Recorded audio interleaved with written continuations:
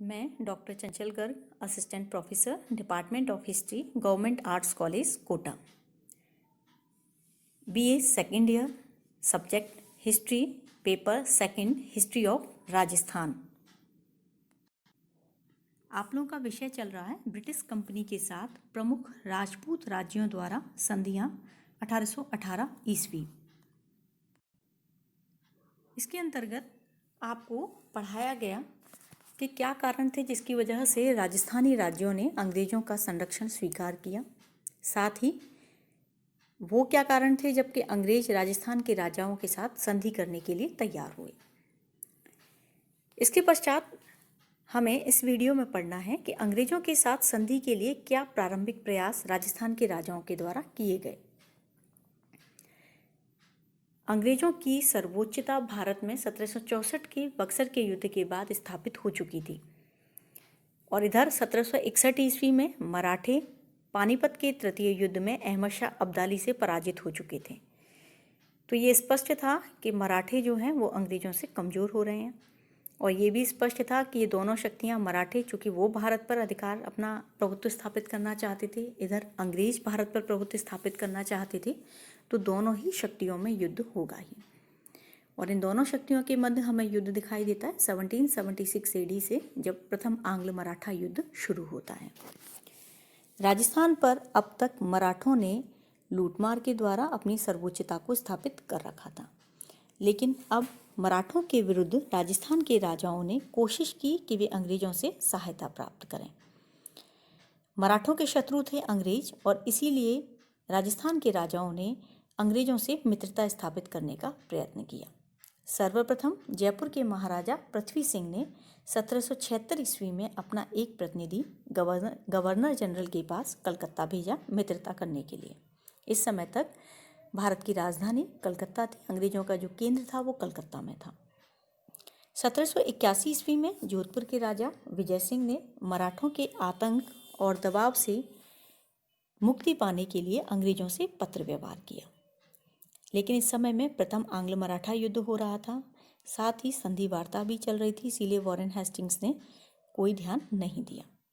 1786 ईस्वी में जयपुर के महाराजा प्रताप सिंह ने अपने मंत्री दौलत राम हल्दिया को लखनऊ स्थित अंग्रेज अधिकारियों के पास भेजा, मराठों के विरुद्ध सहायता लेने की कोशिश की, लेकिन असफल हुआ। 1789 ईस्वी में जोधपुर के महाराजा विजय सिंह और जयपुर के महाराजा प्रताप सिंह ने महाजी सिंधिया के विरुद्ध अंग्रेजों से सहयोग पाने का पुनः प्रयत्न किया, लेकिन असफल हुए। 1794 ईस्वी में फिर से जयपुर के महाराजा प्रताप सिंह ने अपने फ्रांसीसी अधिकारी पिल्लेट के माध्यम से अंग्रेजों से संधि करने का प्रयास किया, लेकिन कंपनी चूंकि अहस्तक्षेप की नीति का पालन कर रही थी, इसीलिए कंपनी ने इस समय में भी राजस्थान के राजाओं को किसी प्रकार की सहायता प्रदान नहीं की। 1795 ईस्वी में जब महाजी सिंधिया की मृत्यु हो गई, तब जयपुर और कोटा ने 1796 में जोधपुर के राजाओं ने मराठों के विरुद्ध अंग्रेजों से सहायता पाने की फिर से कोशिश की, फिर से असफल हुए।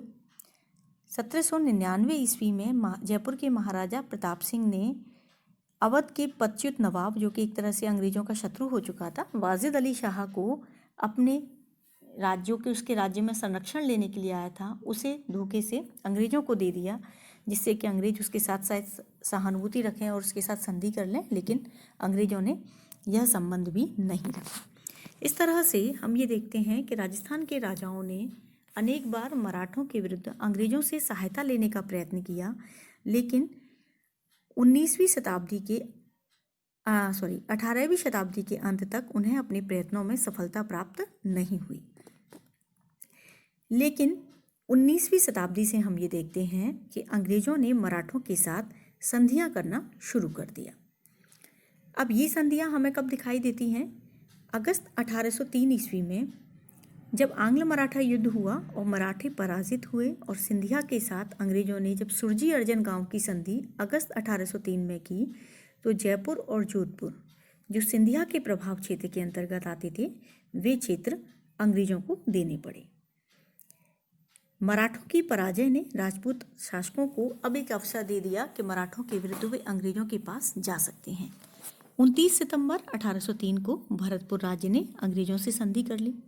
इसके बाद अंग्रेजों ने अलवर और जयपुर से भी संधियां की। जोधपुर राज्य को भी संधि का प्रस्ताव भेजा गया, लेकिन जोधपुर के राजा ने अपनी ओर से कुछ शर्तें लिखी, इसीलिए अंग्रेजों ने उसे स्वीकार नहीं किया।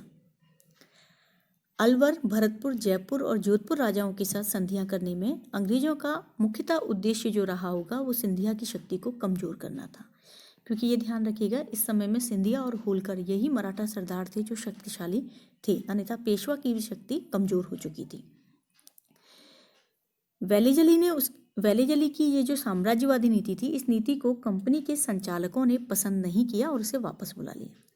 वेलेजली के बाद उसका उत्तराधिकारी बनकर गवर्नर जनरल बनकर आया जॉर्ज बालो, और जॉर्ज बालो चूंकि कंपनी की हस्तक्षेप नीति का पालन कर रहा था, तो उसने 1805 में सिंधिया के साथ संधि की और जयपुर जोधपुर पुनः राजपूत क्षेत्र सिंधिया के संरक्षण में दे दिए।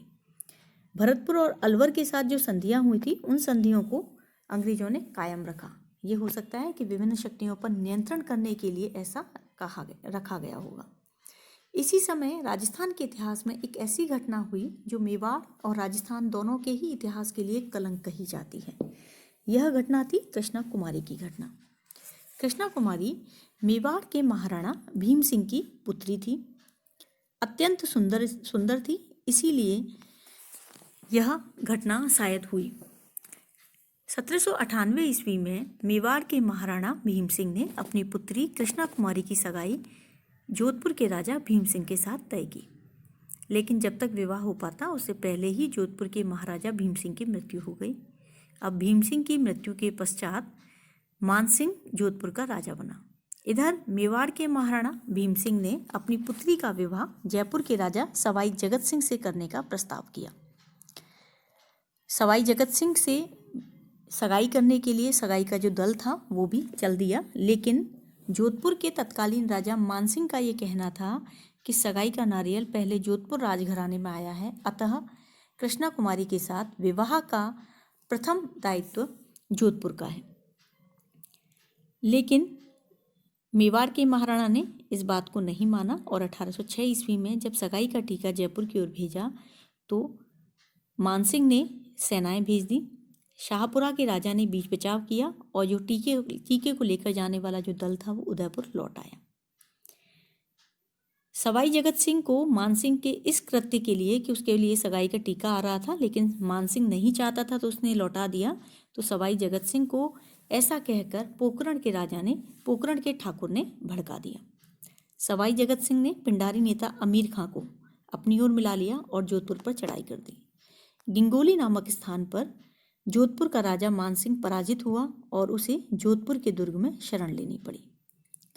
जयपुर की सेनाओं ने जोधपुर का घेरा डाल दिया, लेकिन घेरे के दौरान ही मानसिंह ने पिंडारी नेता अमीर खां को धन का लालच देकर अपने राज्य में अपनी ओर मिला लिया और अमीर खां सवाई जगत सिंह की शक्ति को कमजोर करने के लिए जयपुर की ओर लूटमार करने चला गया।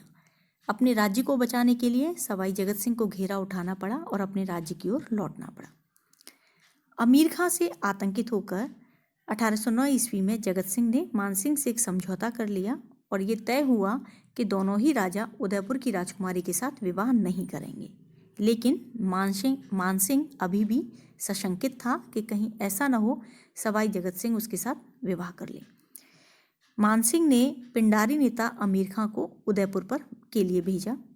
पिंडारी नेता ने मेवाड़ के महाराणा भीम सिंह से 11 लाख रुपए की मांग की और जब मांग पूरी नहीं हुई तो उसने एकलिंग जी के मंदिर को लूटा और महाराणा को उसने ये कहलवाया कि या तो कृष्णा कुमारी की शादी जोधपुर के राजा मानसिंह के साथ कर दे, अन्यथा उसे मरवा दे।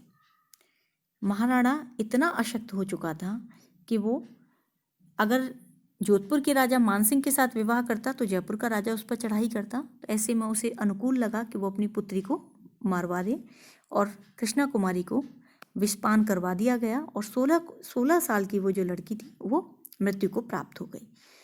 तो ये माना जाता है कि यह बप्पा रावल के वंशजों का नैतिक पतन था कि वो अपनी पुत्री की भी रक्षा नहीं कर पाए और एक अन्य व्यक्ति के कहने पर, एक आक्रमणकारी के कहने पर उन्हें अपनी पुत्री को विषपान कराना पड़ा। कृष्णा कुमारी की घटना ने राजपूत राज्यों के खोखलेपन को सब जगह उजागर कर दिया। ये पता चल गया कि वो अंदर से नैतिक पतन, दुर्दशा, दयनीय स्थिति सब कुछ राजस्थान में हो चुकी है। यानी कि वो वंशज जो किसी समय में बहुत अधिक प्रसिद्ध था, लेकिन अब उनकी शक्ति बर्बादी की ओर है। और शायद यही कारण रहा होगा कि धीरे धीरे जब इनकी निर्बलता स्पष्ट होती जा रही थी, तो अपनी निर्बलता को दूर करने के लिए ही राजस्थान के राजाओं ने अंग्रेजों के साथ संधियां कर ली। सबसे पहली जो संधि हुई है वो संधि हुई है कोटा के साथ। यहाँ एक चीज याद रखिएगा जो कॉमन है, आपको संधियां जो पढ़ाई जाएंगी कोटा, मेवाड़, मारवाड़ इत्यादि के साथ पढ़ाई जाएंगी, तो इनमें जो कुछ कॉमन फैक्ट थे जो सभी राज्यों के साथ संधि करते वक्त रखे गए, वो थे कि संधि करने वाला राज्य, चाहे वो कोई भी हो, राजस्थान का और अंग्रेज दोनों के मध्य मैत्री रहेगी। एक का मित्र दूसरे का मित्र, एक का शत्रु दूसरे का शत्रु माना जाएगा। कंपनी इन राज्यों से खिराज नहीं मांगेगी, इनके आंतरिक मामलों में हस्तक्षेप नहीं करेगी। मराठों को जो खिराज देते थे वही खिराज ये लोग कंपनी को देंगे।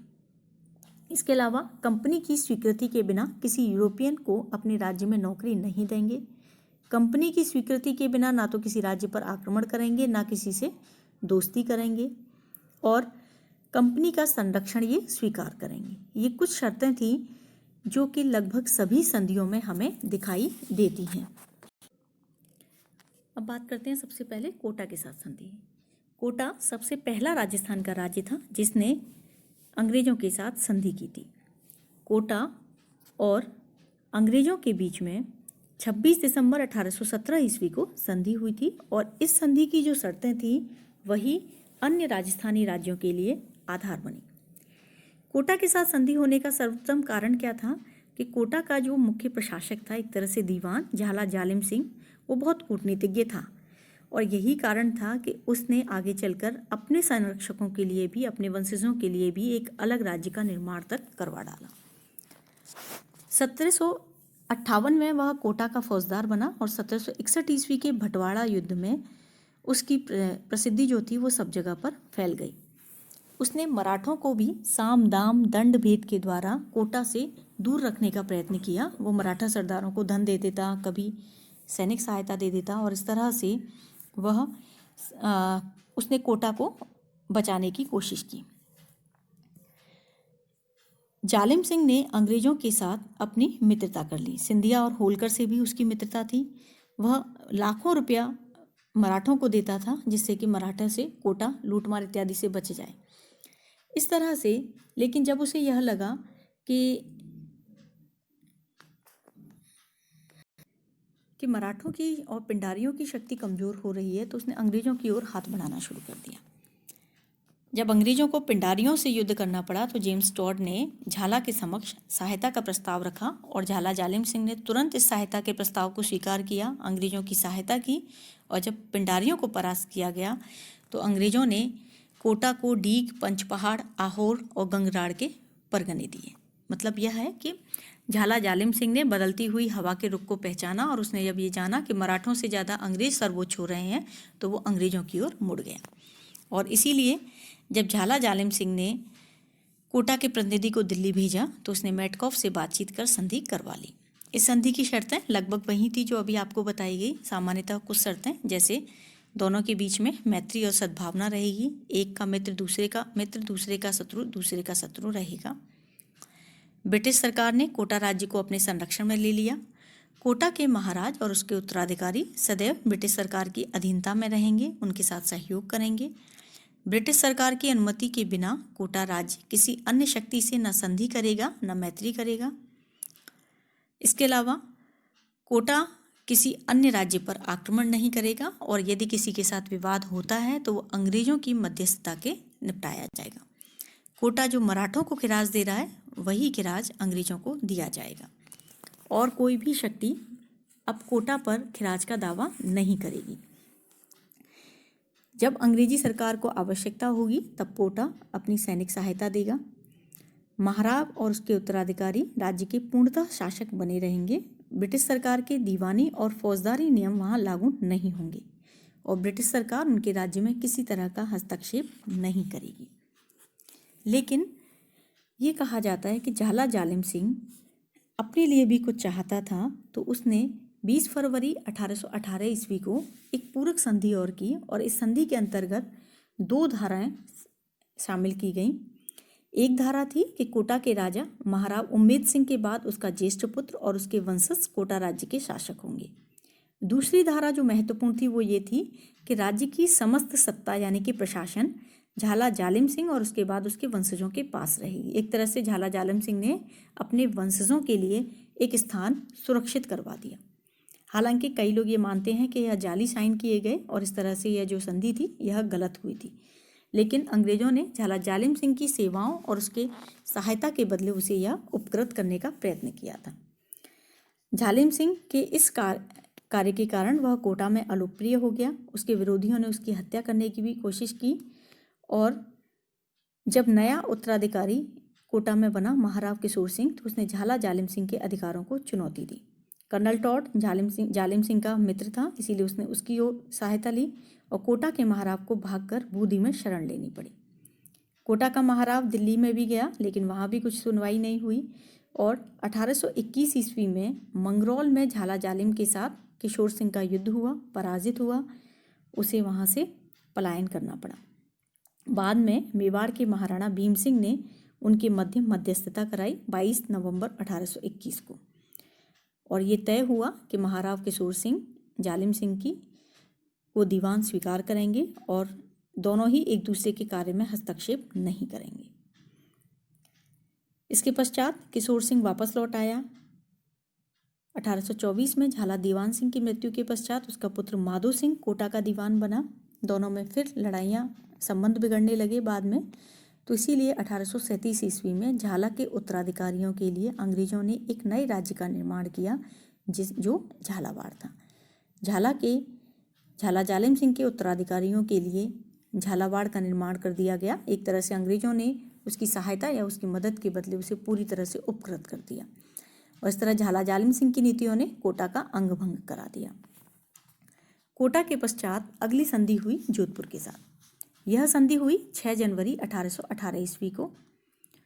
इस संधि के अंतर्गत इस संधि पर गवर्नर जनरल की ओर से चार्ल्स मेटकॉफ ने, राजा की ओर से छत्र सिंह, व्यास बिशनदास, व्यास अभयराम ने हस्ताक्षर किए।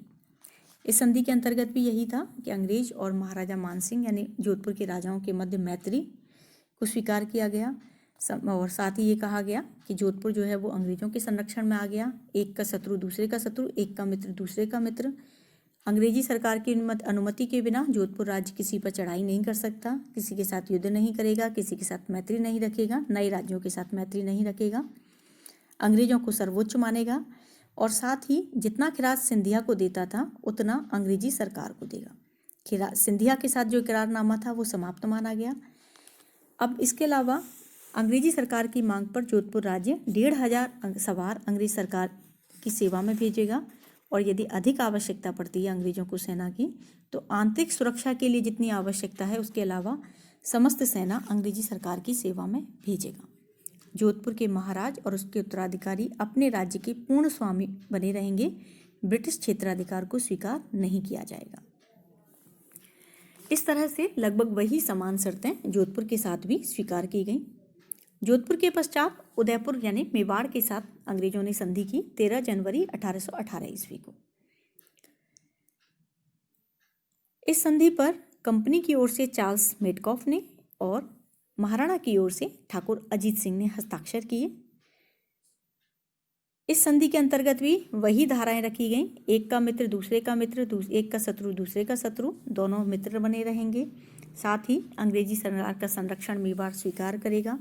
उदयपुर का महाराणा और उसके वंशज उदयपुर के राजा बने रहेंगे। उदयपुर के महाराजा कहीं भी आक्रमण नहीं करेंगे, और यदि किसी के साथ विवाद होता है तो अंग्रेजों की मध्यस्थता को स्वीकार करेंगे। किसी के साथ यानी कि युद्ध और मैत्री अंग्रेजों के माध्यम से ही संभव थी। इनके खिराज के लिए स्वीकार किया गया कि प्रथम 5 वर्ष तक राज्य की आय का 1/4 भाग प्रतिवर्ष अंग्रेज सरकार को, उसके पश्चात प्रतिवर्ष 3/8 भाग दिया जाएगा, और कोई अन्य शक्ति महाराणा पर खिराज या धन पाने के लिए दावा नहीं कर सकती थी। आवश्यकता पड़ने पर सैनिक सहायता देंगे। उदयपुर के महाराणा उदयपुर के पूरी तरह राजा बने रहेंगे। आप लोग जैसे जैसे शर्तों के बारे में पढ़ेंगे तो ये पढ़ेंगे कि लगभग सभी की समान शर्तें हैं सिवाय खिराज को लेकर। अन्य राज्यों के साथ जो संधियां हुई, ये तो प्रमुख राज्य थे जिनके साथ संधियां हुई। इन राज्यों के अलावा अन्य राज्यों के साथ जो संधियां हुई उनके अंतर्गत राजपूत राजकों को अपनी बाह्य सत्ता यानी विदेश नीति अंग्रेजों को सौंपनी पड़ी। उनके आपसी विवादों में अंग्रेजों की मध्यस्थता और निर्णय के लिए अंग्रेजों को स्वीकार करना पड़ा। आवश्यकता के समय उन्हें अपने राज्यों के समस्त सैनिक साधन अंग्रेजों के सुपुर्द करना पड़ेंगे। अंग्रेजों को वार्षिक खिराज देने संबंधी धारा सभी राज्यों की संधियों में अलग अलग थी। बस वस्तुतः ये तय किया गया था जितना मराठों को खिराज देते हो उतना ही अंग्रेजों को दे दो, बस इतना है।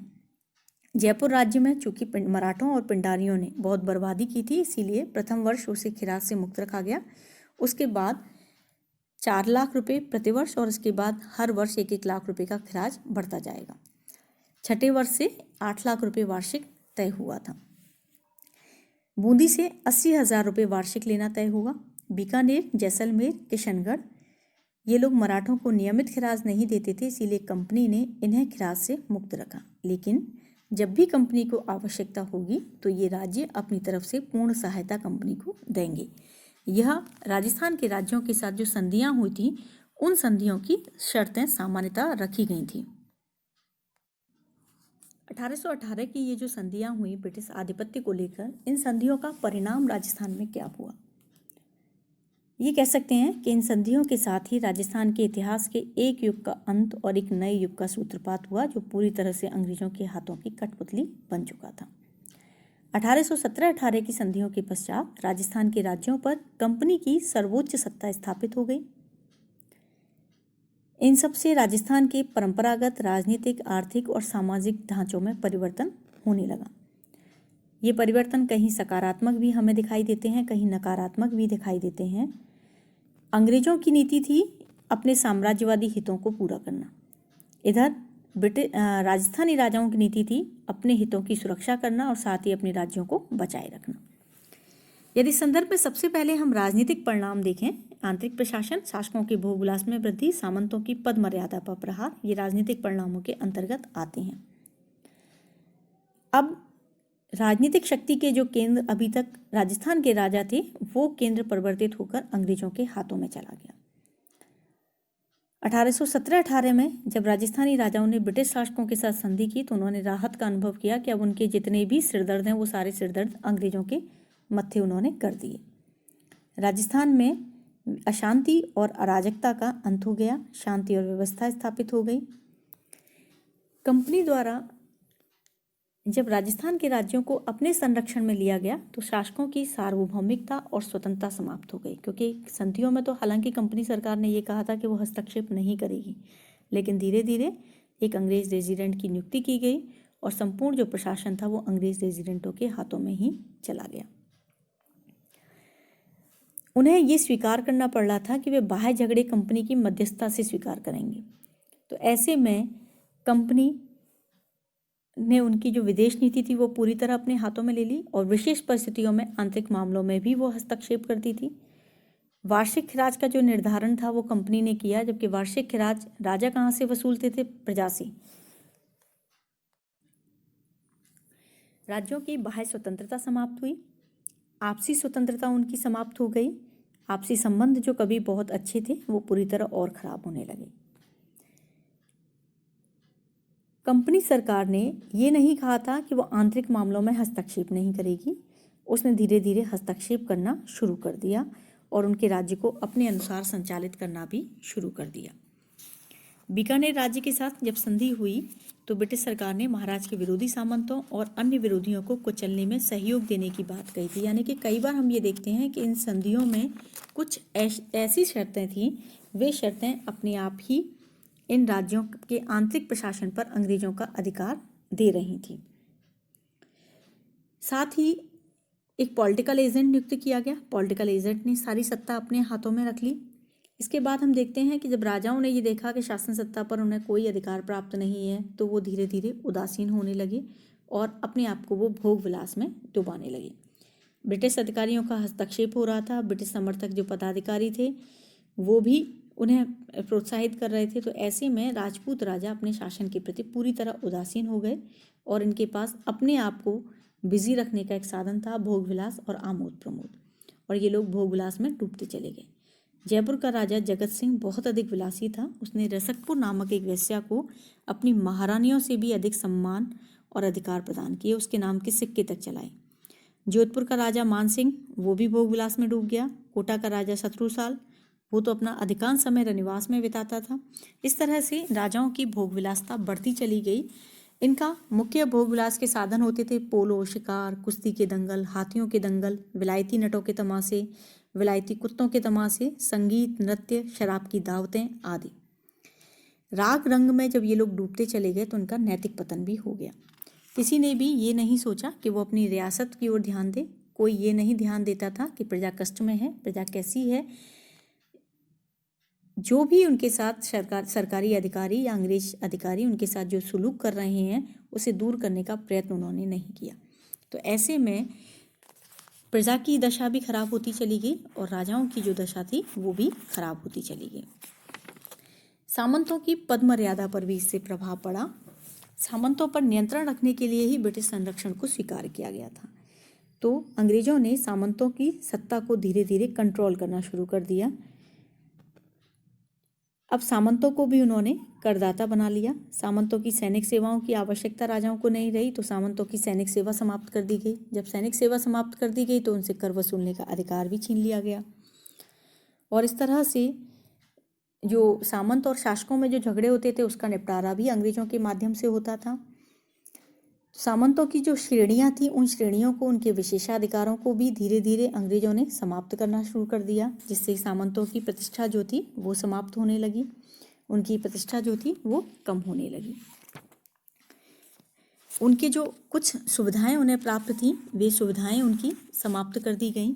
इन सुविधाओं के समाप्त करने का प्रभाव सामंतों पर पड़ा कि वो भी अब सामान्य पदाधिकारी के अंतर्गत ही आ गए।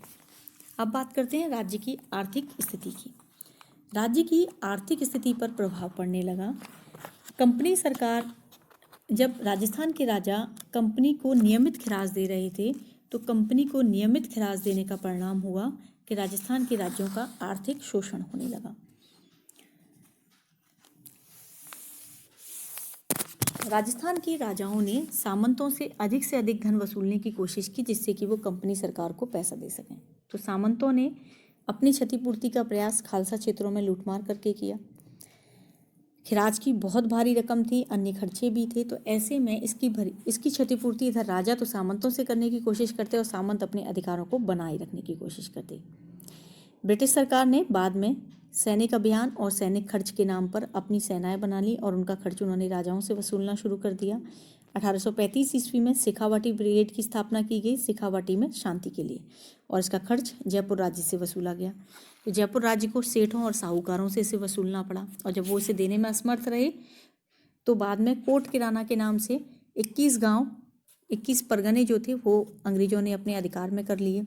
इस तरह से धीरे धीरे अलग अलग बटालियनों की स्थापना उन्होंने कर दी और उन बटालियनों के खर्च के नाम पर, अन्य खर्चों के नाम पर, अन्य करों के नाम पर उन्होंने धन लेना शुरू कर दिया। ब्रिटिश संरक्षण का प्रभाव कृषि और कृषकों पर भी पड़ा। जब राजाओं की विलासिता बढ़ी तो राजाओं की विलासिता का प्रभाव किसानों पर पड़ा, क्योंकि उनसे अधिक कर की मांग की गई। अनेक कर जो थे वो भी उन पर लाद दिए गए, जबकि किसानों की समस्याओं का या किसानों का ये देखना कि कभी किन्हीं प्राकृतिक आपदाओं इत्यादि की वजह से यदि कृषि नहीं हुई है तो उन्हें किसी भी तरह का रिलीफ उस समय में नहीं दिया गया। तो ऐसे में जब किसानों की जो क्रय शक्ति थी वो समाप्त होने लगी तो उस क्रय शक्ति का प्रभाव राज्य की आय पर, राज्य की आर्थिक स्थिति पर और औद्योगिक विकास पर पड़ा। औद्योगिक विकास की जो संभावनाएं थी वो भी धीरे धीरे समाप्त हो गई। ब्रिटिश संरक्षण के बाद यहाँ के जो परंपरागत उद्योग और व्यापार थे वो समाप्त होने लगे। यहाँ से जो खनिज बहुत तीव्र खनन हो रहा था उस खनन पर भी अंग्रेजों ने अपना अधिकार करने का प्रयत्न किया। जैसे राजस्थान में खेती होती थी अफीम की, तो धीरे धीरे अफीम के खेती पर अंग्रेजों ने अपना नियंत्रण स्थापित कर लिया। नमक के उत्पादन पर उन्होंने अपना नियंत्रण स्थापित कर लिया और इस तरह से राजस्थान के जितने भी उत्पादन के साधन थे उन उत्पादन के साधनों को अपने लाभ के अनुसार अंग्रेजों ने अपने अधिकार में कर लिया। राजस्थान में ब्रिटिश सत्ता की स्थापना का जो सबसे भयंकर परिणाम हमें दिखाई देता है वो परिणाम दिखाई देता है अकालों में वृद्धि। क्योंकि जब सुविधाएं नहीं दी गई तो सुविधाओं के ना देने के कारण इस समय में राजस्थान में अकालों का अकाल पड़ने लगे। लेकिन अकालों के समय में चूंकि राजाओं के द्वारा सुविधाएं दी जाती थीं तो ऐसे में किसान जो थे वो उन अकालों से उबर जाते थे। लेकिन इस समय में अधिक अकाल पड़े और इससे जन और पशु हानि हुई और उन्हें कोई भी सुविधा नहीं दी गई। तो इस तरह से राजस्थान की जो आर्थिक स्थिति थी वो बहुत अधिक डावाडोल हो गई। हम कह सकते हैं कि ब्रिटिश आधिपत्य के परिणाम स्वरूप राजस्थान एक निचले स्तर पर पहुंच गया। भारी कीमत राजस्थान के राजाओं को चुकानी पड़ी, लेकिन बाद में कुछ राजस्थान के राजाओं ने अपने राज्यों की दशा को सुधारने का प्रयत्न भी किया, जैसे बीकानेर के रावल। और जब राजा भोगविलासता में डूब गए तो राजा की भोगविलासता के विरुद्ध जब जनता त्रस्त हुई तो जनता ने अंग्रेजों को इन सब परिस्थितियों के लिए उत्तरदायी माना और जो जनता थी उनमें ब्रिटिश विरोधी वातावरण तैयार होने लगा। धन्यवाद।